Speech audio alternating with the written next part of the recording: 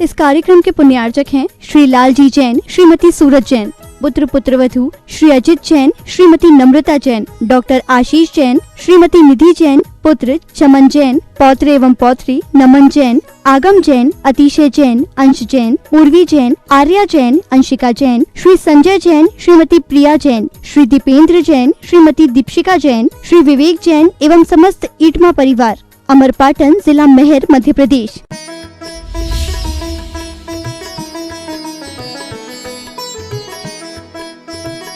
संत शिरोमणि प्रवचन माला में विगत दिनों में आप सभी ने एक जीवन यात्री की गाथा को भली प्रकार से समझा है। कर्नाटक से चलकर के राजस्थान की ओर आना हुआ।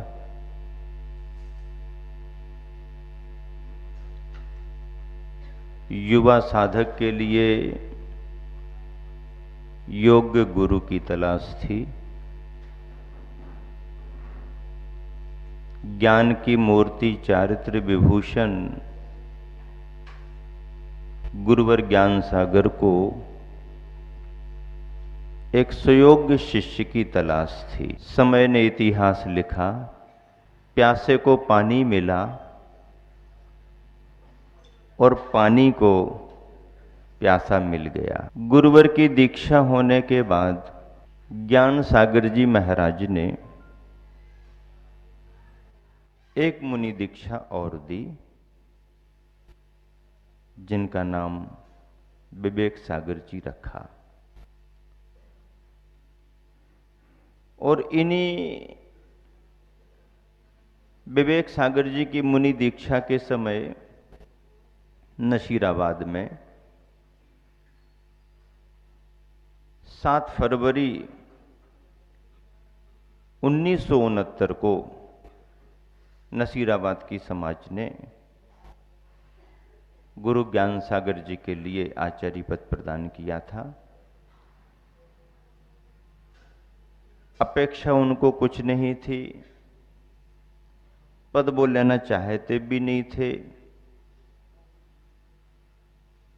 पहले भी उन्हें आचार्य शिव सागर जी महाराज जी से उपाध्याय के रूप में भाव प्रकट किया गया था कि आप योग्य हैं, ज्ञानी हैं, उपाध्याय का पद संभालें। उन्होंने विनम्रता से इनकार कर दिया कि नहीं, मैं ऐसा ही ठीक हूं। और भी अनेक अवसरों पर समाज के भावों को इनकार उन्होंने किया, लेकिन इस समय उन्होंने भविष्य को ध्यान में रख करके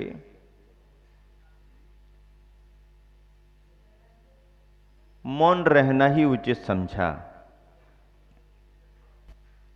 आचार्य पद प्राप्त किया और गुरुवर ज्ञान सागर जी महाराज का आचार्य पद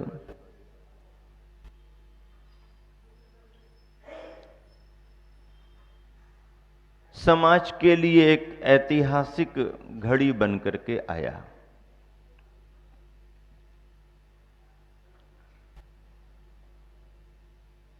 आचार्य पद सामान्य नहीं होता है। पद केवल शोभा के लिए भी नहीं होता है। पद की गरिमा है, पद का महत्व है, पद की मर्यादाएं हैं। और जिस तरह से आचार्य ज्ञान सागर जी ने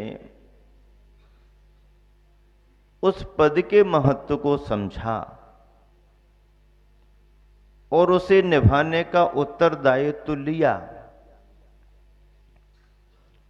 अत्यंत प्रशंसनीय रहा। वैसे तो इस युग में आचार्य प्रवर गुरु नाम गुरु आचार्य शांति सागर जी महाराज जी ने बहुत बड़ा आदर्श प्रस्तुत किया है। परंपरा से आचार्य वीर सागर जी, शिव सागर जी, आचार्य धर्म सागर जी, आचार्य देशभूषण जी जैसे बड़े बड़े आचार्यों ने इस पद की गरिमा को बहुत अच्छे तरीके से बढ़ाया है। आचार्य ज्ञान सागर जी ने वृद्धावस्था में लिया, कुछ सोच समझ करके लिया होगा, और भविष्य केवल यही कि एक योग्य शिष्य को तैयार कर रहे हैं जीवन के उपसंहार में जिन शासन की परंपरा को आगे बढ़ाने के लिए कोई ना कोई आचार्य संघ को आगे बढ़ाने के लिए आवश्यक होगा। दीक्षा के क्रम में विवेक सागर जी को भी दीक्षा दी, मुनि पवित्र सागर जी भी उनके दीक्षित शिष्यों में मुनि थे, फिर बाकी क्षुल्लक एलक जी थे। अंतिम दीक्षा उन्होंने क्षुल्लक स्वरूपानंद जी के रूप में दी है। ज्ञान सागर जी के अंतिम दीक्षा शिष्य वही रहे। नसीराबाद का संदर्भ है। ज्ञान सागर जी आचार्य महाराज ने पद ले लिया, एक मुनि की जगह दो मुनि हो गए। बिहार भी यथा समय हुए होंगे, क्योंकि अभी 69 का वर्ष चल रहा है। 68 में विद्यासागर गुरुवर की मुनि दीक्षा हुई, 69 में विवेक सागर जी की दीक्षा हुई, और भी दीक्षाएं दी, बिहार भी होते रहे। लेकिन वो दिन भी आ गया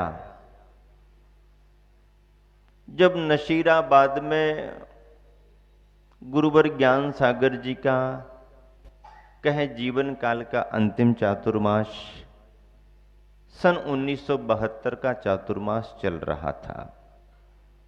चातुर्मास का समापन भी हो गया। दीपावली के खुशियों में लोगों ने चतुर्मास की संपन्नता पर दिए भी जला लिए। कार्तिक महीना निकल गया। कार्तिक माह निकलने के बाद, अष्टानी का संपन्न होने के बाद फिर आया मगशिर का महीना, अगन जिसे कहते हैं। और ऐसे अगन वदी की, मगशिर बदी की दोज की तिथि।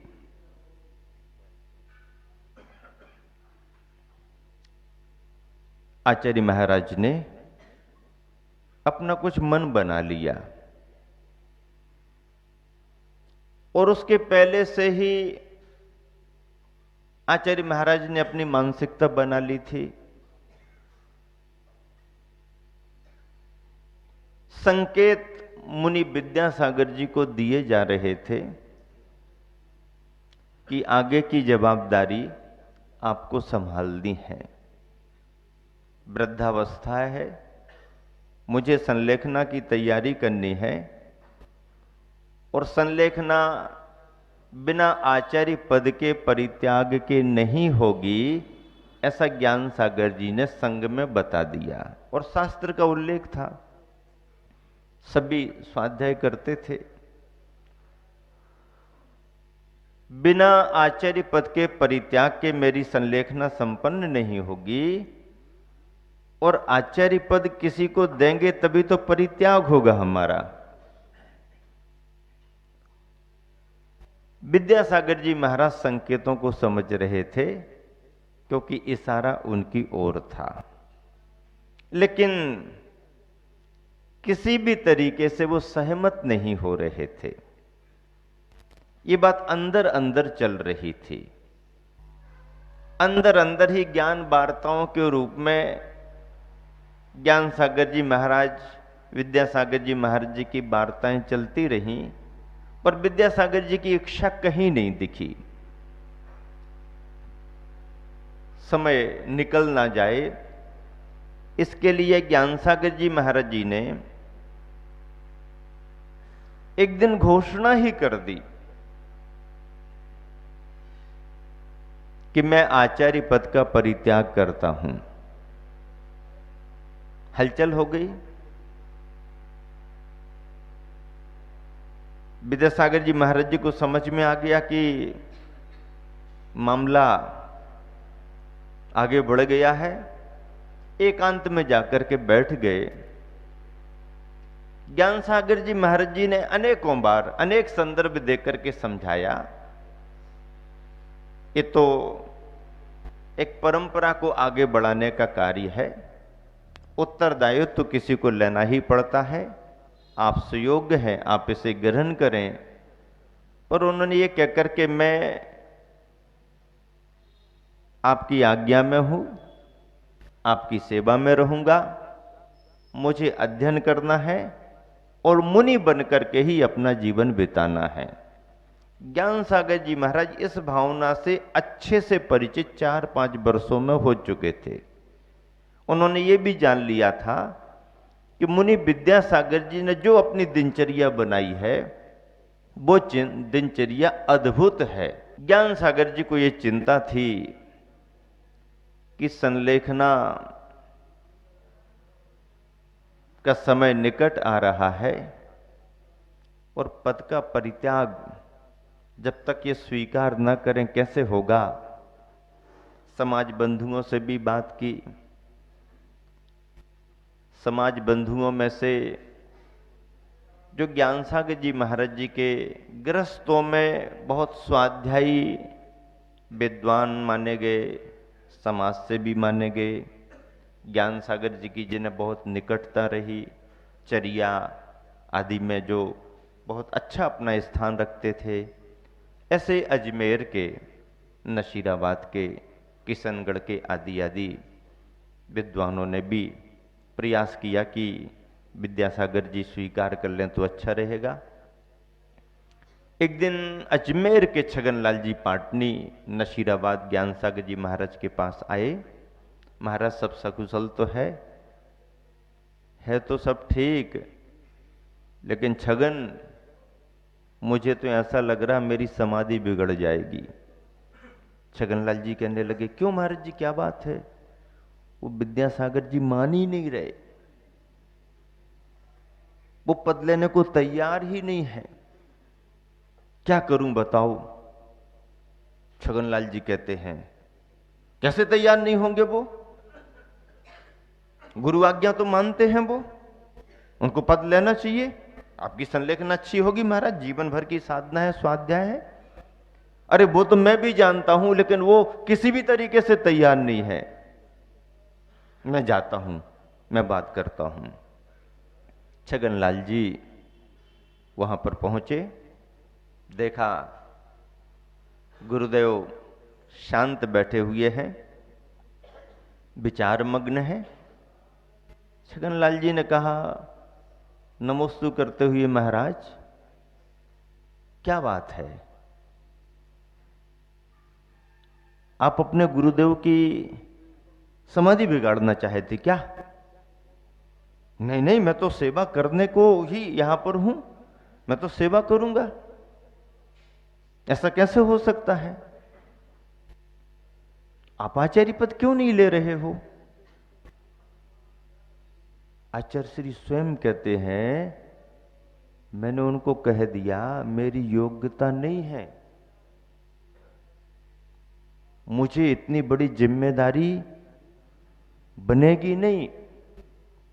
आचार्य पद बहुत महान होता है, मैं ऐसे ही गुरु सेवा करूंगा। छगनलाल जी ने कहा महाराज जी आप कैसे कहते हो कि आप योग्य नहीं हो? गुरुवर ने आपकी योग्यता देख ली है, तभी तो वो आपके लिए पद देने को तैयार है। तो गुरुदेव ने उत्तर दिया पंडित जी मैं परिग्रह में फंसना नहीं चाहता। स्पष्ट उत्तर, मैं परिग्रह में फंसना नहीं चाहता, मैं तो ऐसे ही बहुत अच्छा हूं। नहीं नहीं, ऐसी बात नहीं है, बहुत बड़ी जवाबदारी होती है, बहुत जिम्मेदारी आती है। आपको क्या करना इससे? आपके मन में है ही नहीं, आप वैसे ही विरक्त चित्त हो, तो आपको स्वीकार कर लेना चाहिए। गुरुदेव की संलेखना करानी कि नहीं करानी? बोलो, आप स्वयं बोलो। यदि आप पद नहीं लेंगे तो गुरुदेव निर्विकल्प नहीं हो पाएंगे, उनका पद परित्याग नहीं होगा, फिर संलेखना कैसे होगी उनकी? एक शिष्य का दायित्व क्या होता है? ऐसा जब बोल रहे थे उसी समय नसीराबाद के भी गुरु जी के बहुत निकट के शिष्य शांतिलाल जी पाटनी भी पहुंचे। उन्होंने भी समझाया कि गुरुदेव, इसमें संकोच नहीं करना चाहिए, ये तो अपने गुरु के प्रति एक कृतज्ञता का अवसर है। आपने जीवन भर उनसे पढ़ा है, इतना बड़ा पद उन्होंने दिया है, आपने उनके लिए क्या दिया? कुछ ना कुछ उनके प्रति भी तो करना चाहिए। तब गुरुदेव को ऐसा लगा कि वाकई में कोई जवाबदारी अपनी भी बनती है, तब भी कुछ बोले नहीं। समय निकल गया, इन्होंने भी समझ लिया कि बात बनती तो दिख रही है लेकिन बनी नहीं है। फिर एक दिन ज्ञान सागर जी महाराज जी बैठे हुए थे, अपने गुरुदेव गुरुवर के निकट पहुंचे होंगे। बातचीत करते करते ज्ञान सागर जी ने कहा, विद्यासागर जी, मैंने तुम्हें पढ़ाया, दीक्षा दी है, इतना लंबा समय हो गया, आपने तैयारी कर ली है। यदि कोई गुरु किसी शिष्य को पढ़ाता है तो उसे दक्षिणा वगैरह देना चाहिए कि नहीं देना चाहिए? बातचीत करते रहे तो गुरुदेव को सहज लगा कि दक्षिणा में कोई नियम, कोई त्याग कराएंगे। तो उन्होंने कहा, गुरुदेव, दक्षिणा में आप जो कहो मैं करने को तैयार हूं। शिष्य का तो कार्य है कि गुरु को दक्षिणा देना, मैं तो आपके लिए समर्पित हूं, आप आज्ञा दें कि क्या मुझे दक्षिणा देनी है। आचार्य ज्ञान सागर जी महाराज को तो समय ही नहीं लगा, वो तो ऐसे ही मौके की तलाश में थे। तुरंत ही उन्होंने कहा कि आप दक्षिणा देने के लिए तैयार हो तो मैं आदेश देता हूं कि गुरु दक्षिणा के रूप में तुम्हें मेरा पद स्वीकार करना पड़ेगा। गुरु दक्षिणा के रूप में तुम्हें मेरा पद स्वीकार करना पड़ेगा। ऐसा सुनना था कि गुरुदेव को सारी बात समझ में आ गई कि गुरुवर ने किस तरीके से हमारे लिए एक तरह से तैयार करने के लिए ये अवसर दिया है। कुछ बोल नहीं सके, विनम्रता से नमोस्तु कर लिया और ज्ञान सागर जी को कुछ सुनने की जरूरत नहीं थी। उन्होंने घोषणा कर दी, आज से मैंने अपना आचार्य पद त्याग किया। और ये घोषणा नसीराबाद में क्या आसपास के इलाकों में तेजी के साथ फैल गई कि आचार्य महाराज ने अपने पद का परित्याग कर दिया है। अब क्या होगा पता नहीं। और वो दिन 22 नवंबर का आ गया जब ज्ञान सागर जी महाराज ने पद का परित्याग तो किया ही था, अपने सुयोग्य शिष्य मुनि विद्यासागर जी को अपने सिंहासन से स्वयं उठ करके, जहाँ अपना शिष्य मुनि विद्यासागर जी विराजमान थे, वहाँ ज्ञान सागर जी बैठे और उच्च सिंहासन पर उन्हें बिठाला गया। उस समय की स्थिति क्या बनी होगी?